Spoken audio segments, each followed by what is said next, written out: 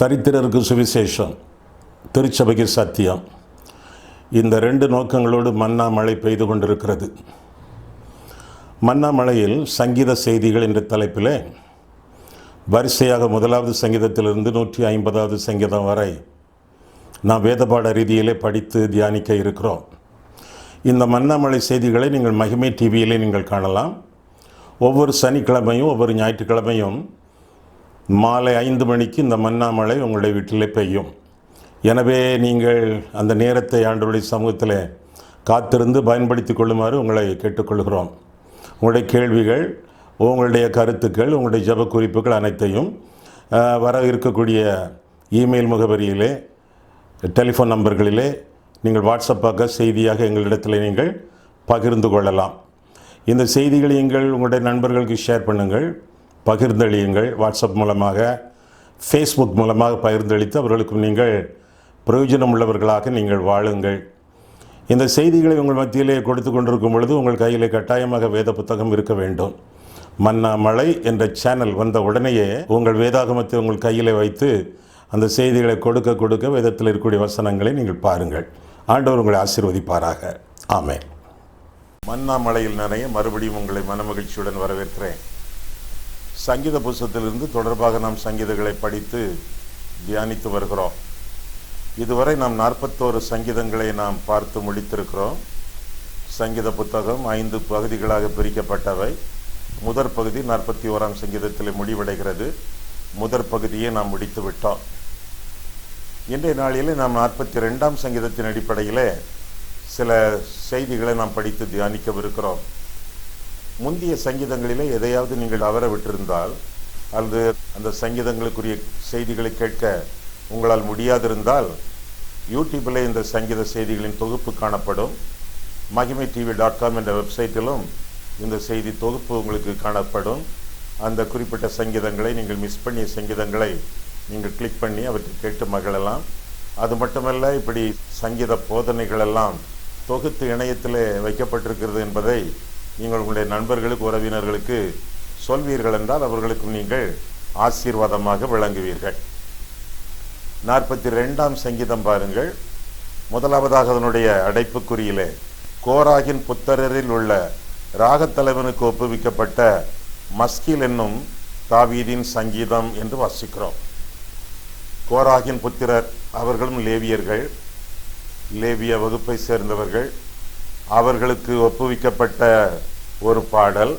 கோராகின் புத்திரர்கள் மத்தியிலே ராகத் தலைவர்கள் இருந்தார்கள். சங்கீதங்களுக்கு ராகம் போட்டு பாடகர் குழுவை பயிற்றுவித்த உறுப்பினர்.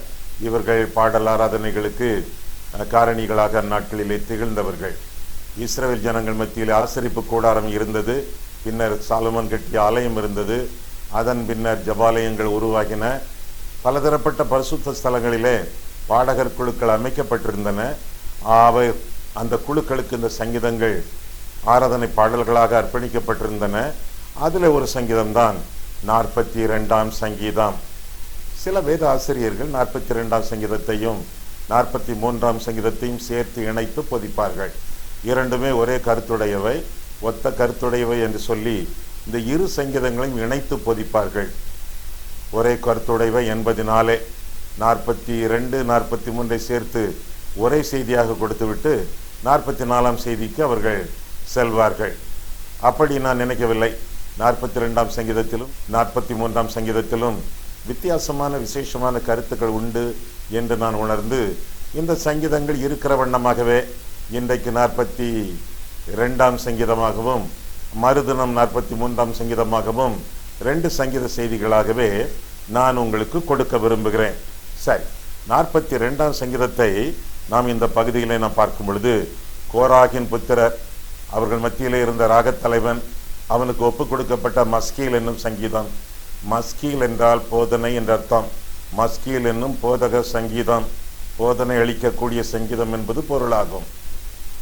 தாவீது அவனுடைய மகனாகி அப்சலோம் அவனுடைய கரங்களிலே சிக்கொண்டு வேட்டையாடப்பட்ட சூழ்நிலைகளின் அடிப்படையிலே எழுதப்பட்ட சங்கீதம் இந்த சங்கீதம். 2 சாமுவேல் 15ஆம் அதிகாரம் அந்த அதிகாரத்தில் உள்ள தாவீதின் இடறல்கள், இடுக்கண்கள், இடையூறுகள் இவற்றை அடிப்படையாக கொண்டு ஆக்கப்பட்ட சங்கீதம் இந்த சங்கீதமாகும். தாவீது ஒரு ஊரிலிருந்து இன்னொரு ஊருக்கு, ஒரு வனாந்தரத்திலிருந்து இன்னொரு வனாந்தரத்திற்கு, ஒரு குகையிலிருந்து இன்னொரு குகைக்கு மாறி மாறி பரிதாபமாக ஓடிய காட்சி, வேட்டையாடப்பட்ட காட்சி, அந்த காட்சிகளை மனதில் வைத்து ஆக்கப்பட்ட சங்கீதம் இந்த சங்கீதம் என்று குறிப்பிடலாம். இந்த சங்கீதம் தாவீதின் சிறையிருப்பின் நாட்களிலே அமைக்கப்பட்ட பாடப்பட்ட ஒரு சங்கீதம். இந்த சங்கீதத்தின் அடிப்படை கருத்து ஒரு திறந்த வாசல், ஒரு நம்பிக்கையின் வாசல் தாவீதுக்கு வைக்கப்பட்டிருப்பதாக இந்த சங்கீதத்தில் பார்க்கிறோம். நாம் ஒவ்வொருவருக்கும் கூட நம்பிக்கையின் வாசல் எப்பொழுதும் திறந்தே இருக்கிறது. அந்த வாசலை பார்ப்பதற்கு முன்பாக சில வார்த்தைகளை நாம் பார்ப்போம். முதலாவதாக முதல் 2 வசனங்களிலே இந்த சங்கீதத்தில் நாம் பார்க்கும் பொழுது தாவீதின் தாகத்தை குறித்து பார்க்கிறோம். தாவீதின் தாகம். என்ன தாகம்? 42ஆம் சங்கீதம் பாருங்கள், முதல் 2 வசனங்கள். மானானது நீரோடைகளை வாஞ்சித்து கதறுவது போல தேவனே என் ஆத்துமா உம்மை வாஞ்சித்து கதறுகிறது. என் ஆத்துமா தேவன் மேல், ஜீவனுள்ள தேவன் மேலேயே தாகமாய் இருக்கிறது. நான் எப்பொழுது தேவனுடைய சந்நிதியில் வந்து நிற்பேன் என்று சொல்லி தாவீது தன்னுடைய தாகத்தை தெரியப்படுத்துவதாக நாம் வேதத்தில் வாசிக்கிறோம். அவனுடைய தாகம் என்ன? தேவனுடைய சந்நிதியில வந்து ஆண்டவரை தரிசிக்கக்கூடிய வேட்கை, வாஞ்சை, தாகம் என்று சொல்லி அவனை குறித்து நாம் வேதத்தில் வாசிக்கிறோம். தேவனை அவருடைய சந்நிதியிலே சந்திக்க வேண்டும், ஆண்டவரை நான் அனுபவிக்க வேண்டும், அவருடைய பிரசன்னத்திலே நான் களிகூற வேண்டும்.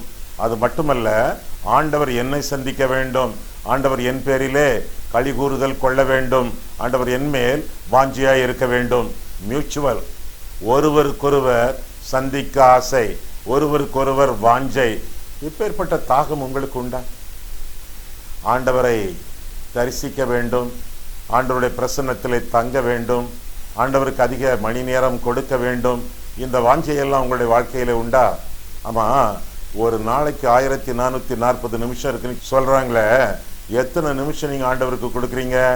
காலையிலிருந்து சாயந்தரம் வரை நீங்க வாழ்றீங்க, இரவுல படுக்க போறீங்க, ஒரு நாளைக்கு 8-10 மணி நேரம் வேலை செய்றீங்க. கர்த்தருக்கு எவ்வளவு நேரம்? ஆலய ஆராதனைக்கு நீங்க போறீங்களா? தாவீது குகையில கிடக்குறான், வனாந்தரத்துல சுத்துறான். எப்போ நான் கர்த்தருடைய சந்நிதிக்கு போவேன், எருசலேமுக்கு போவேன், தேவாலயத்தில் ஆண்டவரை ஆராதிப்பேன் என்ற வாஞ்சை அவனுக்குள்ளே வல்லமையாக போராடுவதாக நாம் வேதத்தில் வாசிக்கிறோம். ஆண்டவருடைய ஆலயத்திற்கு போகிறோமா? ஆலயம் தொழுவது சாலவும் நன்று, கர்த்தருடைய ஆலயத்திற்கு போவோம் என்று அவர்கள் எனக்கு சொன்ன பொழுது நான் மகிழ்ச்சியாக இருந்தேன். சபை கூடி வருதலை சிலர் விட்டு விடுகிறது போல நம்ம விட்டுறக்கூடாது என்றெல்லாம் நாம் வேதத்தில் வாசிக்கிறோமே. ஆண்டவருடைய ஆலய வாஞ்சை நமக்கு அவசியம். தாவீது பெரிய ராஜாவாக இருந்தாலும் அவன் வேட்டையாடப்பட்டவன். ஆக ஒரு வகையிலே ராஜாவாக இருந்தவன், இன்னொரு வகையிலே அடிமையாக இருந்தவன். ஒரு அரசனுக்கும் அடிமைக்கும் ஆண்டவருடைய சந்நிதியிலே போய் தங்க எவ்வளவு ஆசை. ஆலயத்துக்கெல்லாம் போறீங்களா? கர்த்தருடைய சந்நிதியிலே ஆண்டவரை பணிந்து கொள்ள நீங்கள் ஆசைப்படுகிறீர்களா? என்னென்ன தாகங்கள் என்று வேதத்திலே நாம் பார்க்கும் பொழுது தேவன் மேல் தாகம், அதை இந்த வசனம் சொல்லுகிறது. சங்கீதம் 63:1 143:6 தேவன் மேல் தாகம், ஆண்டவரை தரிசிக்க தாகம், அவருடைய பிரசன்னத்தை அனுபவிக்க தாகம். என்னை சுற்றிலும் இயேசு இருக்க வேண்டும், முற்புறத்திலும் பிற்புறத்திலும் என்னை சுற்றிலும் ஆண்டவர் இருக்க வேண்டும், அவருடைய பிரசன்னத்திலே நான் நடமாட வேண்டும். எப்பொழுதும் முற்புறத்திலும் பிற்புறத்திலும் கர்த்தரை நான் காண வேண்டும் என்ற தாகம் உங்களுக்கு உண்டா? எனக்கு உண்டு. இந்த தாகம் நாம் ஒவ்வொருவருக்கும் உண்டாகி இருக்க வேண்டும். இன்னும் பார்க்கிறோம், மத்தேயு 5:6 அவருடைய நீதியின் மேல் பசி தாகம் என்று சொல்லி வேதத்திலே வாசிக்கிறோம். கர்த்தருடைய நீதியின் மேல் தாகம் உள்ளவர்களாக இந்த உலகத்தில் ஜீவிக்க வேண்டும். ஐயா, ஆண்டவருடைய நீதி என்றால் என்ன அர்த்தம்? இயேசுவே நமக்கு தேவனுடைய நீதி. இயேசுவின் மேல் வைத்திருக்கக்கூடிய விசுவாசம் நமக்கு தேவநீதி. ஆண்டவர் நமக்கு தந்த கட்டளைகள், கற்பனைகள், நியாயங்கள், நியாயப்பிரமாணங்கள். வேத புத்தகம் நமக்கு நீதி. அது மட்டுமல்ல, நற்கிரியைகள், ஆண்டவருடைய நாமத்தினாலே செய்யக்கூடிய நற்கிரியைகள், அவையும் நீதியான காரியங்கள் என்றெல்லாம் வேதத்தில் வாசிக்கிறோம். இப்பேற்பட்ட நீதிகளின் மேல் தாகத்தோடு தாவீது வாழ்ந்தான். நாமும் வாழ வேண்டும் என்பது தேவனுடைய சித்தமாயிருக்கிறது. அது மட்டுமல்ல, ரட்சிப்பின் மேல் தாகம். யோவான் 4 அதிகாரம் 14 வசனத்திலே, 6 அதிகாரம் 35 வசனத்திலே ஆண்டவருடைய ரட்சிப்பின் மேல் தாகம், ரட்சண்ய தாகம், தாகத்தை தீருமையா, அபிஷேகத்தை தாருமையா என்று சில சமயங்களில் பாடுகிறோமே, அதே மாதிரி ஆண்டவருடைய ரட்சிப்பை பெறுகிறவர்கள், பாவ மன்னிப்பை பெறுகிறவர்கள் தாகம் தீர்க்கப்படுகிறார்கள். ரட்சிக்கப்பட்டிருக்கீங்களா? இல்லைன்னா வாழ்ந்து பிரயோஜனம் இல்லையே. இந்த உலகத்திலே எல்லாவற்றையும் அனுபவித்து விட்டு மண்ணோடு மண்ணாக மட்டி போய் நம்முடைய நாமங்கள் புழுதியிலே தானே எழுதப்படும். எரேமியா சொல்கிறான். ஆனால் ஜீவ புஸ்தகத்திலே நம்முடைய பெயர்கள் எழுதப்பட வேண்டும் என்றால் ரட்சிப்பு, பாவங்களிலிருந்து மனம் திரும்பி இயேசு கிறிஸ்துவை இரட்சகராக ஏற்றுக்கொண்டு ரட்சண்யத்தின் வாழ்க்கை வாழ வேண்டியது நம்முடைய கடமை. ரட்சிக்கப்படாதவர்கள் ரட்சண்யத்திலே தாகமுள்ளவர்களாக ஜீவிக்க வேண்டும் என்று சொல்லி வேதத்திலிருந்து நாம் அறிந்து கொள்ள வேண்டும். ஓ தாகமுள்ளவர்களே, என்னிடத்திலே வாருங்கள், இலவசமாக நீங்கள் பருகுங்கள் என்று சொல்லி ஏசாயா 55 நாம் வாசிக்கிறோமே. ரட்சண்யத்தின் தாகம், ரட்சிப்பின் தாகம் நம் ஒவ்வொருவருக்கும் இருக்க வேண்டும். ரட்சிப்பின் பாத்திரத்தை எடுத்துக்கொண்டு கர்த்தருடைய நாமத்தை தொழுது கொள்ள வேண்டும். ஆக முதலாவதாக தேவன் மேல் தாகம், இரண்டாவதாக நீதியின் மேல் தாகம், மூன்றாவதாக ரட்சிப்பின் மேல் தாகம், நான்காவதாக ஞானத்தின் மேல் தாகம். நீதிமொழிகள் 2 அதிகாரம் முதல் 11 வசனங்களிலே ஞானத்தின் மேல் தாகம், ஆண்டவருடைய வசனத்தின் மேல் தாகம், கர்த்தருக்கு பயப்படும் பயத்தின் மேல் தாகம். ஏனென்றால் கர்த்தருக்கு பயப்படுதலே ஞானத்தின் ஆரம்பம். கர்த்தர் ஞானத்தை தருகிறார். எப்படி தருகிறார்? நம்முடைய வசனத்தின் மூலமாக தருகிறார் என்று நீதிமொழிகள் 2 அதிகாரத்திலே நாம் காண்கிறோம். கர்த்தருக்கு பயப்படும் பயத்தோடு வேத வசனங்களை தியானித்து வாழக்கூடிய வாஞ்சை நமக்கு இருக்க வேண்டிய தாகம் என்று சொல்லி வேதம் நமக்கு தெளிவாக கற்றுக் கொடுக்கிறது. நீர் என்னை காண்கிற தேவன் என்று சொல்லி நாம் வேதத்தில் வாசிக்கிறோமே. கர்த்தருடைய கண் பார்வையிலே நாம் வைக்கப்பட்டிருக்கிறோம். அவருடைய இருதயத்திற்கு எவ்விதத்திலும் வேதனை வராதவாறு பரிசுத்தமாக வாழ வேண்டியது நம்முடைய கடமை. நாம் செய்யக்கூடிய ஒவ்வொரு தவறான செயலும், அக்கிரம செயலும் ஆண்டவரை துன்புறுத்துகிறது, புண்படுத்துகிறது என்று சொல்லி நாம் அறிந்து கொள்ள வேண்டும். எனவே ஆண்டவருடைய தாகம் நமக்கு அபரிமிதமாக காணப்பட வேண்டும் என்றால் ஆண்டவருக்குள்ளான ஞானம், வேத தியானம் நமக்கு அவசியம் என்று சொல்லி வேதத்திலே நாம் வாசிக்கிறோம். இந்த வேத தியானம், அதை கை கொள்ளக்கூடிய வாழ்க்கை நம்முடைய வாழ்க்கையாக இருக்கும் என்றால் நிச்சயமாக நம்முடைய தாகத்தை உலகம் அறிந்து கொள்ளும். வேத வசனங்களை ஆராய்ந்து பாருங்கள், வேத வசனங்களை படித்து தியானியுங்கள். எங்கெங்கெல்லாம் விசேஷமான செய்திகள், திருமறை அடிப்படை செய்திகள் கொடுக்கப்படுகின்றனவோ அங்கெல்லாம் ஓடி சென்று உங்களுடைய தாகத்தை தீர்த்து கொள்ளுங்கள். ஒரே இடத்திலே அல்ல, நீர்க்கால்களின் ஓரமாக நடப்பட்ட மரம் என்று சொல்லி 1 சங்கீதம் அறிவிக்கிறதே. நீர்கால் அல்ல, நீர்கால் என்றால் ஒருமை, நீர்கால்கள் என்றால் பன்மை. நீர்கால்களின் ஓரமாய் அப்படின்னா என்ன அர்த்தம்? ஒரு கூட்டம் அல்ல, பல கூட்டங்கள். ஒரு பிரசங்கியார் அல்ல, பல பிரசங்கியார்கள். எல்லா விதமான செய்திகளையும் கேட்டு நம்முடைய தாகத்தை தணித்து கொண்டே போக வேண்டும். ஆனால் கேட்கக்கூடிய செய்திகள் வேதத்தின் அடிப்படையில் இருக்கிறதா என்று பார்க்க வேண்டும். ஒருவேளை வேதத்தின் அடிப்படையில் இருந்தாலும் அதற்கு ஒத்த வாக்கியங்கள் இன்னும் இருக்கின்றனவா? நாம் கேட்கும் சத்தியங்கள் வேதத்திலே பல இடங்களிலே பரவலாக காணப்படுகிறதா? அதையும் பார்த்து கொள்ள வேண்டும். ஒரே வசனத்தின் அடிப்படையிலே ஒரு கொள்கையை விளங்கி கொள்ளக்கூடாது. சொல்லப்படக்கூடிய கொள்கைகள், போதனைகள் எல்லாம் திருமறை முற்றிலும் அதை எப்படி கையாளுகிறது என்பதை நாம் பார்த்து தியானித்து கடைபிடித்து வாழ வேண்டியது நம்முடைய கடமையாகும். இன்னும் அது மட்டுமல்ல, என்ன தாகம்? பரிசுத்த ஆவியானவர் மேல் தாகம். ஆவியானவர் ஜீவ தண்ணீர், ஆவியானவர் பேரின்ப நதி என்றெல்லாம் சொல்லி வேதத்தில் வாசிக்கிறோம். வெளிப்படுத்துகிற விசேஷம் 22ஆம் அதிகாரத்தை நீங்கள் பார்ப்பீர்கள் என்றால் திரித்துவ தேவனின் திவ்ய அழகை நாம் அங்கே பார்க்கலாம். வெளிப்படுத்துகிற விசேஷம் 22ஆம் அதிகாரம் நீங்கள் எடுத்துக்கொள்ளுங்கள். அதே வேளையிலே சங்கீதம் 42 உங்களுடைய விரலை புக்மார்க் போல வைத்துக்கொண்டு வெளிப்படுத்துகிற விசேஷம் 22ஆம் அதிகாரத்திற்கு நீங்கள் வாருங்கள். பிதா அங்கே இருக்கிறார், குமாரன் அங்கே இருக்கிறார், பரிசுத்தாவியானவர் அங்கே இருக்கிறார். நான் கேள்வி கேட்பேன், பிதா யார், குமாரன் யார், பரிசுத்தாவியானவர் யார் என்று இந்த வசனத்தின் வாயிலாக உங்களுக்கு கேள்வி கேட்பேன். நீங்கள் பதில் சொல்ல வேண்டும். நீங்கள் சொல்லுவது எனக்கு கேட்கும், நீங்கள் சொல்லாததையும் நான் அறிவேன். 22ஆம் அதிகாரம் பார்ப்போமா? வெளிப்படுத்துகிற விசேஷம் 22ஆம் அதிகாரம். கவனமாக கவனியுங்கள், வேத வசனத்தை பாருங்கள். கேள்வி கேட்பேன், 3 கேள்விகள். பின்பு பளிங்கை போல் தெளிவான ஜீவ தண்ணீருள்ள சுத்தமான நதி தேவனும் ஆட்டுக்குட்டியானவரும் இருக்கிற சிங்காசனத்திலிருந்து புறப்பட்டு வருகிறதை எனக்கு காண்பித்தான். ஒரே சிங்காசனம், அதில் 3 பேர் இருக்கிறார்கள். பிதா அங்கே உண்டு, குமாரன் அங்கே உண்டு, பரிசுத்தாவியானவரும் அங்கே உண்டு. கேள்வி, பிதா அங்கே யார்? தேவனா? தேவன், கரெக்ட். குமாரன் அங்கே யார்?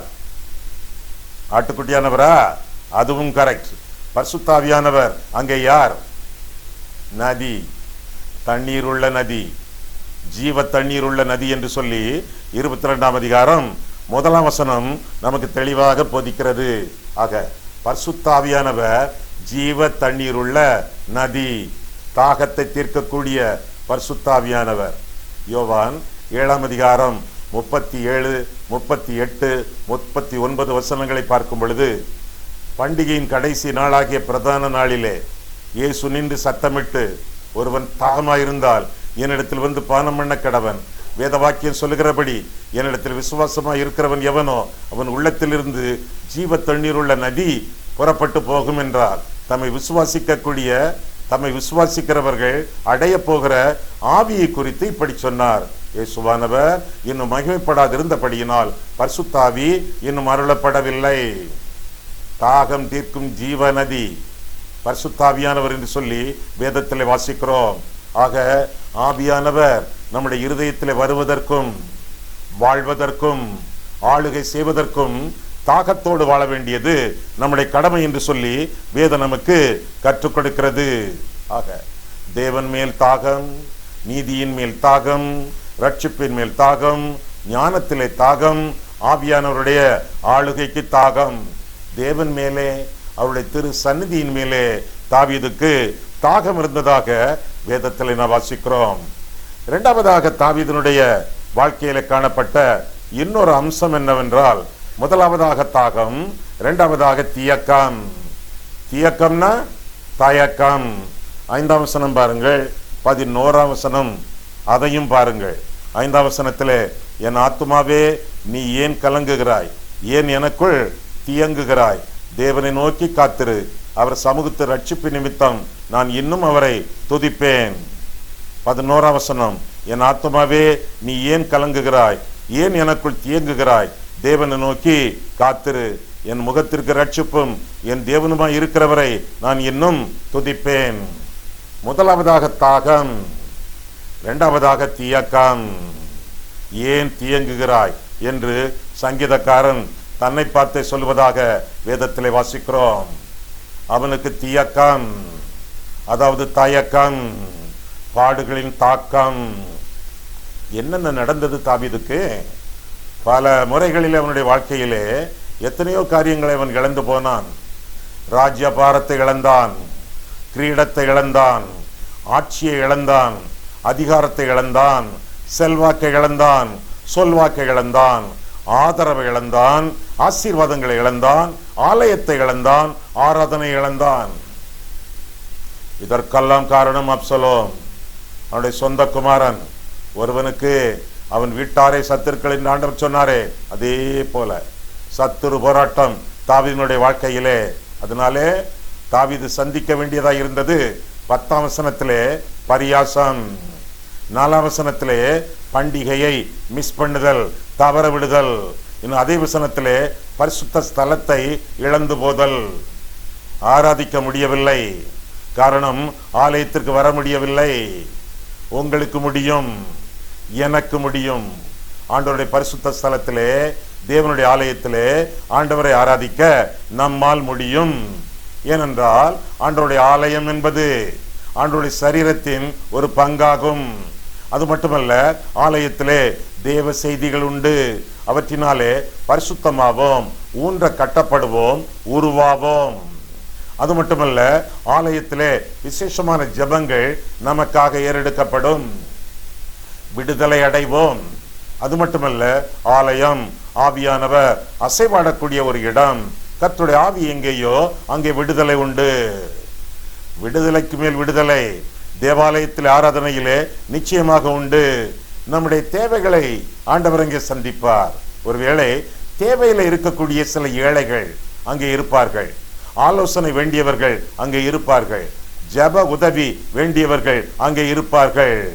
அவர்களுக்கெல்லாம் நாம் உதவி செய்ய, நாமே ஆலயத்திலே ஊழியம் செய்ய ஆண்டவர் அவ்வப்போது நமக்கு ஆவண செய்வார், வாசல்களை திறந்து தருவார். அது மட்டுமல்ல, நீங்கள் ஆலயத்தில் இருந்து ஆலய பிரகாரத்தை, பரிசுத்த ஸ்தலத்தை பார்க்கும் பொழுது போதகர் உங்களை பார்ப்பார், பிரசங்கியார் உங்களை கவனிப்பார். உங்களுடைய வருகை அவர்களுக்கு உற்சாகமாக இருக்கும். செய்தி கொடுப்பதற்கு, ஜபம் செய்வதற்கு, பாடல் பாடுவதற்கு ஒரு உற்சாகமூட்டக்கூடிய கருவியாக உங்களுடைய வருகை ஆலயத்திலே விளங்கும். ஏராளமான நன்மைகள். இந்த நன்மைகளை விட்டு விடாதிருங்கள். அதனால் தான் தாவீது சொல்லும் பொழுது, கர்த்தருடைய ஆலயத்திற்கு போவோம் என்று அவர்கள் எனக்கு சொன்ன பொழுது நான் மகிழ்ச்சியாயிருந்தேன். இதனாலே தாவீதுக்கு கிடைத்த நன்மைகள் என்ன? தொடர்ந்து அந்த சங்கீதத்தில் பார்க்கும் பொழுது களிப்பு உண்டானது, துதி செலுத்த வாய்ப்பு ஏற்பட்டது, ரட்சிப்புக்கு மேல் ரட்சிப்பு கிடைத்தது, கண்ணீர் நீங்கி களிப்பு உண்டானது. ஏராளமான நன்மைகள். என்னதான் அவன் திகைப்போடு தியக்கத்தோடு அவன் விளங்கினாலும், அவனிடத்திலே ஆண்டவரை பற்றிய தாகம் இருந்ததினாலே, ஆண்டவருக்கு அடுத்தவைகளை குறித்த தாகம் இருந்ததினாலே இந்த விதமான நன்மைகள் தாவீதுக்கு சொந்தமானவைகளாக மாறின. மூன்றாவதாக இன்னொரு காரியத்தையும் தாவீதின் வாழ்க்கையிலே 9ஆம் வசனத்திலே நாம் பார்க்கும் பொழுது, மூன்றாவதாக துக்கம் என்று சொல்லியும் நாம் பார்க்கிறோம். 9வது வசனம், நான் என் கண்மலையாகிய தேவனை நோக்கி, ஏன் என்னை மறந்தீர்? சத்துருவினால் ஒடுக்கப்பட்டு நான் ஏன் துக்கத்துடனே திரிய வேண்டும் என்று சொல்கிறேன் என்று சொல்லி தொடர்ந்து ஆண்டவருடைய கிருபைகளை குறித்து அவன் பாராட்டுவதாக நாம் வேதத்திலே வாசிக்கிறோம்.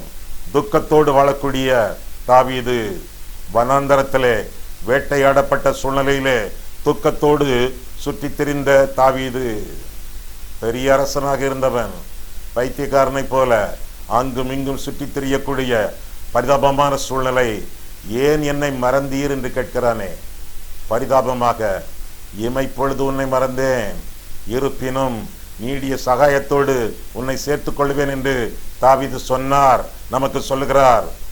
தாய் மறந்தாலும் நான் மறவேன் என்று ஆண்டவர் சொன்னார். ஆண்டவர் நமக்கும் சொல்லுகிறார், எருசலேமே, நான் உன்னை மறந்தால் என் வலதுகை தன் தொழிலை மறப்பதாக என்று இஸ்ரவேலுக்கு ஆண்டவர் சொன்னார், நமக்கும் சொல்லுகிறார்.